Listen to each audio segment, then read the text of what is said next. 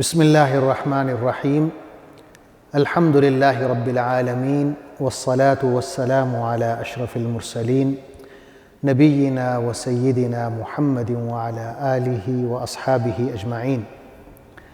ناظرین السلام علیکم۔ سیرت النبی صلی اللہ علیہ وسلم کے حوالے سے ہماری گفتگو جاری ہے اور اس سلسلے کا آج 21واں پروگرام ہے۔ پچھلے پروگرام میں میں عرض کر رہا تھا کہ جب قریش نے دیکھا کہ مسلمان مدینہ میں بحفاظت رہ رہے ہیں اور ان کی حکومت قائم ہو چکی ہے تو وہ غصے سے آگ بگولا ہو گئے اور انہوں نے مدینہ میں جو منافقین تھے ان سے رابطہ کیا۔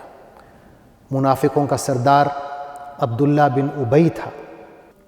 یہ وہ شخص ہے کہ حضور صلی اللہ علیہ وسلم کی مدینہ آمد سے پہلے مدینہ کے جو لوگ تھے اوس اور خزرج، جن میں کافی عرصے سے لڑائی چل رہی تھی، ان دونوں نے فیصلہ کیا کہ ہم اس شخص کو اپنا سردار بناتے ہیں، اور کچھ ہی عرصے میں اس کی تاج پوشی ہونے والی تھی، اسے وہ اپنا بادشاہ یا سردار تسلیم کرنے والے تھے کہ اسی دوران حضور صلی اللہ علیہ وسلم کے ہاتھ پر مدینہ کے لوگ بیعت کر لیتے ہیں، مسلمان ہو جاتے ہیں، اور آپ صلی اللہ علیہ وسلم ہجرت کر کے مدینہ آ جاتے ہیں اور اسلامی حکومت کا قیام عمل میں آتا ہے، اور خود حضور صلی اللہ علیہ وسلم اس حکومت کے سربراہ بن جاتے ہیں۔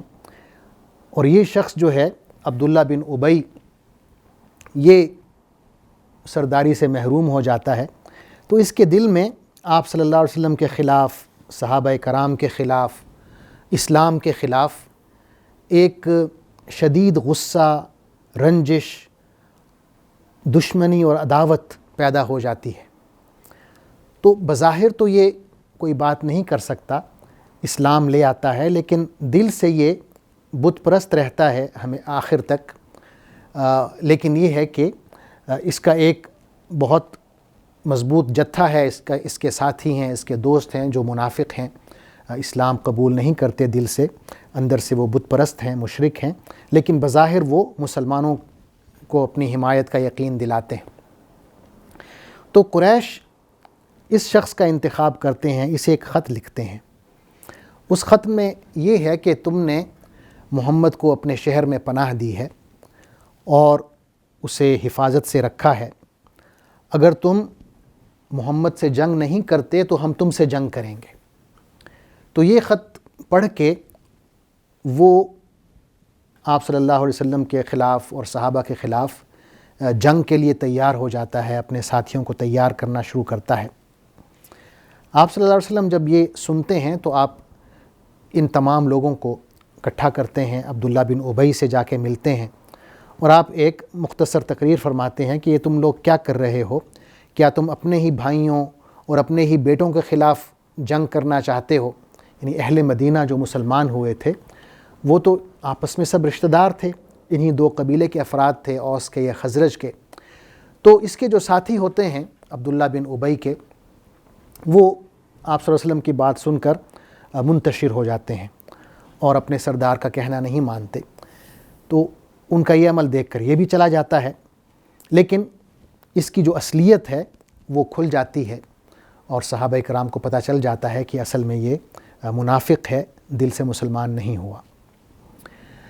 قریش اس کے بعد یکے بعد دیگرے مسلمانوں کو بھی دھمکی آمیز پیغامات بھیجتے رہتے ہیں کہ تم یہ نہ سمجھو کہ مدینہ پہنچ کر تم ہم سے بچ گئے ہو، ہم مدینہ آ کر تم سے لڑیں گے، تمہیں وہاں آ کر ماریں گے۔ تو مدینہ میں ایک خوف و ہراس کی کیفیت رہتی ہے۔ صحابہ کرام راتوں کو جاگتے ہیں، اپنے اپنے گھروں کا پہرا دیتے ہیں۔ حضور اکرم صلی اللہ علیہ وسلم خود رات کو نہیں سو پاتے، جاگتے رہتے ہیں۔ بلکہ صحیح مسلم میں ہم ایک حدیث پڑھتے ہیں، حضرت عائشہ رضی اللہ عنہا روایت کرتی ہیں، آپ فرماتی ہیں کہ مدینہ آنے کے بعد ہم راتوں کو جاگتے تھے، اپنے گھروں کا پہرا دیتے تھے۔ ایک رات آپ صلی اللہ علیہ وسلم جاگ رہے تھے اور آپ نے فرمایا کہ میرا دل چاہتا ہے کہ میرے نیک صحابہ میں سے آج رات کوئی آئے اور میرے گھر کا پہرا دے۔ فرماتی ہیں کہ آپ صلی اللہ علیہ وسلم نے ابھی یہ بات مکمل ہی کی تھی کہ ہم نے آواز سنی جیسے کوئی اسلحہ لے کر آ رہا ہو۔ تو آپ صلی اللہ علیہ وسلم نے پوچھا کہ کون ہے؟ تو اس شخص نے کہا کہ میں سعد بن ابی وقاص ہوں۔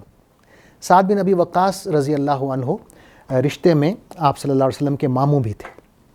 تو آپ نے فرمایا کہ اس وقت کیسے آنا ہوا؟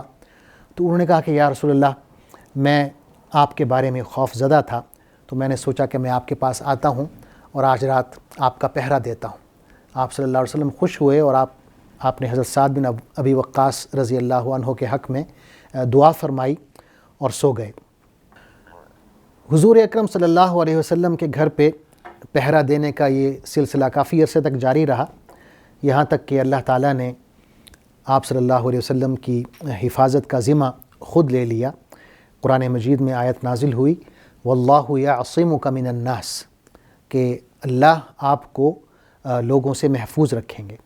جب یہ آیت نازل ہوئی تو حضور اکرم صلی اللہ علیہ وسلم نے پہرا ختم کر دیا۔ اسی دوران اللہ تعالیٰ نے مسلمانوں کو جہاد کی بھی اجازت دے دی، یعنی یہ حکم نہیں تھا جہاد کا، محض اجازت تھی، اور یہ اجازت پہلے نہیں دی گئی تھی۔ یعنی اگر آپ مکی دور کا مطالعہ کریں تو اس میں ہم دیکھتے ہیں کہ اہل مکہ نے مسلمانوں کو بہت تکلیفیں دیں، بہت اذیتیں دیں، لیکن مسلمانوں کو یہ اجازت نہیں تھی کہ وہ کوئی جوابی حملہ کریں، ریٹیلیٹ کریں۔ یہ اجازت مدینہ میں آ کے ملتی ہے، اور یہ پہلی ہجری میں ہی اللہ تعالیٰ نے سورہ حج کی آیت ہے اُذِنَ لِلَّذِينَ يُقَاتَلُونَ بِأَنَّهُمْ ظُلِمُوا وَإِنَّ اللَّهَ عَلَى نَصْرِهِمْ لَقَدِيرٌ، کہ اجازت دے دی گئی ان لوگوں کو جن کے خلاف جنگ کی جا رہی ہے، کیونکہ وہ مظلوم ہیں اور اللہ یقیناً ان کی مدد کر سکتا ہے۔ یعنی اس آیت سے مسلمانوں کو اجازت ملی کہ آپ جہاد کر سکتے ہیں۔ جب یہ آیت نازل ہوئی تو حضور اکرم صلی اللہ علیہ وسلم نے قریش کا جو تجارتی راستہ تھا، جو مکہ سے شام کے درمیان تھا، اور یہ تجارتی راستہ مدینہ سے گزر کے جاتا تھا، آپ صلی اللہ علیہ وسلم نے وہ تجارتی شاہراہ جو ہے بند کر دی۔ نہ صرف یہ کہ بند کی، بلکہ آپ صلی اللہ علیہ وسلم نے ان قبائل سے بھی معاہدہ کر لیا جو اس تجارتی راستے کے ارد گرد آباد تھے۔ ان قبائل میں جو اہم ترین قبیلہ ہے، جو بہت جنگجو قبیلہ تھا، وہ قبیلہ جہینہ ہے۔ آپ صلی اللہ علیہ وسلم نے ان سے بھی صلح کا معاہدہ کیا، اور یہ بھی معاہدہ کیا کہ جو قریش کے تجارتی قافلے ہیں ان کو یہاں سے گزرنے نہیں دیا جائے گا۔ اس کے علاوہ آپ صلی اللہ علیہ وسلم نے ایک اور کام کیا کہ اس راستے کو محفوظ کرنے کے لیے اور اس کی نگرانی کے لیے آپ صلی اللہ علیہ وسلم یکے بعد دیگرے فوجی دستے بھیجتے رہتے۔ یعنی جنگ بدر سے پہلے ہم دیکھتے ہیں کہ بہت سی فوجی مہمات ہیں جو آپ صلی اللہ علیہ وسلم نے ارسال کیں، اور کچھ غزوات بھی ہیں جس میں آپ صلی اللہ علیہ وسلم نے خود شرکت فرمائی۔ میں ان کا مختصر ذکر کرتا ہوں۔ سب سے پہلے جو فوجی مہم ہے جو آپ صلی اللہ علیہ وسلم نے ارسال کی ہے، اس کا نام ہے سیف البحر۔ یہ پہلی ہجری میں آپ صلی اللہ علیہ وسلم نے اپنے چچا حضرت حمزہ بن عبد المطلب رضی اللہ عنہ کی قیادت میں ارسال کی۔ اس کے بعد آپ نے دوسری فوجی مہم ارسال کی جو رابغ کی طرف تھی۔ رابغ ایک شہر ہے، آج بھی آباد ہے، جو مکہ کے قریب ہے، مکہ سے تقریباً 80 کلومیٹر مدینہ کی طرف ساحل سمندر کے نزدیک ہے۔ اس طرف آپ نے بھیجی، اور یہ اپنے چچا زاد بھائی حضرت عبیدہ بن حارث رضی اللہ عنہ کی قیادت میں تھی۔ تیسری جو مہم ہے وہ اس کا نام ہے خرار۔ یہ بھی ایک جگہ کا نام ہے، اور یہ حضرت سعد بن ابی وقاص رضی اللہ عنہ کی قیادت میں آپ نے یہ فوجی مہم بھیجی۔ اور یہ ساری مہمات جو ہیں قریش کے جو تجارتی قافلے ہیں ان کا پیچھا کرنا ہے، ان کے دل میں خوف پیدا کرنا ہے کہ وہ اس راستے پر نہ آئیں، تاکہ مدینہ جو ہے وہ ان کے حملوں سے محفوظ ہو سکے۔ ان 3 فوجی مہمات کے بعد جو پہلی ہجری میں ہوئیں، ہم دیکھتے ہیں کہ دوسری ہجری کے شروع میں صفر کے مہینے میں پہلا غزوہ ہوتا ہے۔ اس کا نام ہے غزوہ ابوا۔ اس میں حضور اکرم صلی اللہ علیہ وسلم خود شامل ہوتے ہیں اور قریش کے ایک قافلے کا پیچھا کرتے ہیں۔ دوسرا غزوہ جو ہے اس کے بعد، وہ بھی دوسری ہجری میں ہے، وہ ہے غزوہ بوات۔ اور تیسرا جو غزوہ ہے وہ ہے غزوہ صفوان۔ غزوہ صفوان میں یہ ہوتا ہے کہ مکہ سے ایک سردار ہے کرز بن جابر فہری، یہ مدینہ کی بعض چراگاہوں پر حملہ کرتا ہے اور مسلمانوں کے جانوروں کو ہانک کر لے جاتا ہے۔ آپ صلی اللہ علیہ وسلم 150 صحابہ کا لشکر لیتے ہیں اور اس کا پیچھا کرتے ہیں، اور وادی صفوان ہے جو بدر کے قریب ہے، وہاں تک اس شخص کا پیچھا کرتے ہیں، لیکن یہ جو شخص ہے کرز بن جابر، یہ اپنی فوج سمیت وہاں سے بھاگ جاتا ہے اور مقابلہ نہیں کرتا۔ ساتویں مہم جوئی جو ہے یا فوجی دستہ، وہ اس میں بھی آپ صلی اللہ علیہ وسلم شامل ہیں، غزوہ ہے، اور اس کا نام ہے غزوہ ذو عشیرہ۔ ذو عشیرہ ایک جگہ ہے، آج کل وہاں پہ ایک بہت بڑا شہر آباد ہے جس کا نام ینبو ہے، تو یہاں پر ذو عشیرہ تھا۔ یہاں پہ آپ صلی اللہ علیہ وسلم کو اطلاع ملتی ہے کہ مکہ سے قریش کا ایک بہت بڑا قافلہ شام کی طرف جا رہا ہے، تو آپ صلی اللہ علیہ وسلم اس قافلے کا پیچھا کرتے ہیں، اور جب یہاں پہنچتے ہیں ذو عشیرہ تو پتہ چلتا ہے کہ قافلہ تقریباً 2-3 دن پہلے وہاں سے گزر چکا ہے۔ تو آپ صلی اللہ علیہ وسلم اس ارادے سے کہ جب یہ قافلہ واپس آئے گا تو اس پر دوبارہ حملہ کریں گے، واپس آ جاتے ہیں، اور جب یہ قافلہ واپس آتا ہے تو آپ صلی اللہ علیہ وسلم اس کا دوبارہ تعاقب کرتے ہیں، اور یہی وجہ بنتی ہے غزوہ بدر کی، جو انشاءاللہ آگے چل کے ہم بات کریں گے۔ 8ویں فوجی مہم وادی نخلہ کی طرف روانہ کی گئی۔ حضور صلی اللہ علیہ وسلم نے حضرت عبداللہ بن جہش کو وادی نخلہ کی طرف بھیجا۔ وہاں بھی یہ تھا کہ قریش کا ایک قافلہ طائف سے مکہ کی طرف جا رہا تھا، لیکن ہوا یوں کہ جس روز حضرت عبداللہ بن جہش اس قافلے کے قریب پہنچے، یہ رجب کا آخری دن تھا، اور ماہ رجب جو ہے مقدس مہینوں میں سے ایک مہینہ ہے جس میں جنگ کرنا ممنوع ہے۔ تو عبداللہ بن جہش رضی اللہ عنہ اس شش و پنج میں گرفتار ہو گئے کہ کیا وہ رجب کے مہینے میں حملہ کریں یا نہ کریں، یعنی رجب کا آخری دن تھا، اور ساتھ میں یہ بھی خطرہ تھا کہ اگر وہ حملہ نہیں کرتے تو یہ قافلہ مکہ پہنچ کے وہاں سے مدد حاصل کرے گا اور دوبارہ ان پر حملہ آور ہو کر ان سب کو مار سکتے ہیں۔ تو انہوں نے یہی فیصلہ کیا کہ انہیں حملہ کر دینا چاہیے، تو انہوں نے حملہ کیا اور معمولی لڑائی ہوئی۔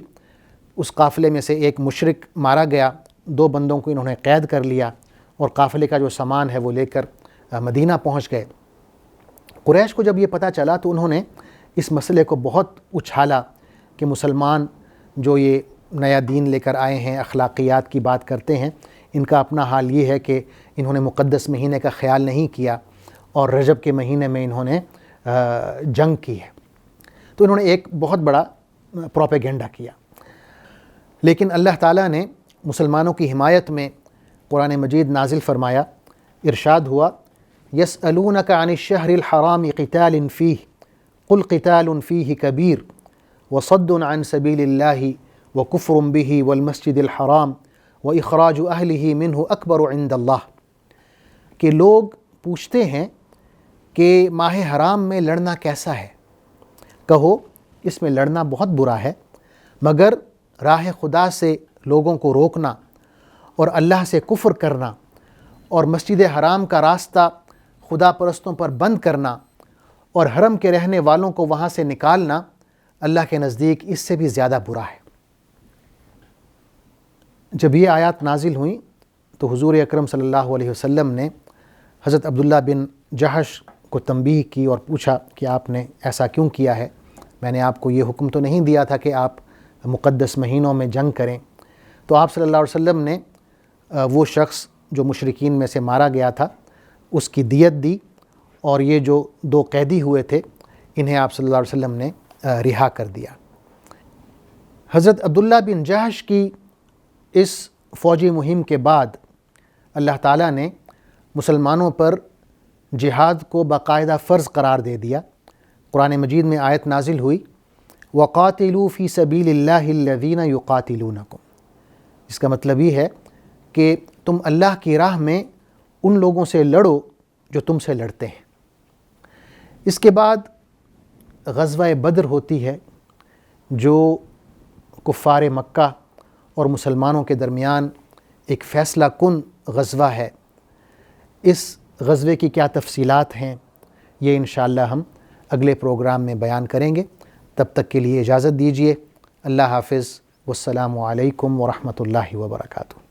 اللہم صلی علی سیدنا محمد وعلی آلہ وصحبہ وسلم۔ اللہم صلی علی سیدنا محمد وعلی آلہ وصحبہ وسلم۔